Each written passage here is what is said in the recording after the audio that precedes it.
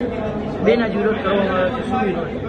આજે મારો પ્રશ્ન અને મારો વિરોધ એવો છે કે આપ સૌ જાણો છો કે સામાન્ય રીતે આપણે કોઈ પ્રસંગમાં મંડપ સર્વિસમાંથી ટેબલ ભાડે રાખીએ તો સામાન્ય મિનિમમ એનું ભાડું 300 રૂપિયાની આડેગાડે હોય. એને બદલે એની સાથે કદાચ આપણે સર્વિસમેન રાખ્યો હોય તો એનો ચાર્જ વધીને 500 થી 600 રૂપિયા જેટલો આવે.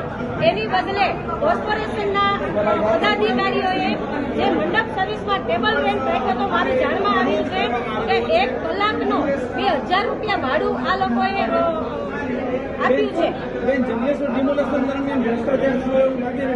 ચોક્કસ હું એની જ વાત કરી રહી છું કે જંગલેશ્વર મુદ્દે કરોડો રૂપિયાનો ભ્રષ્ટાચાર થયેલો છે.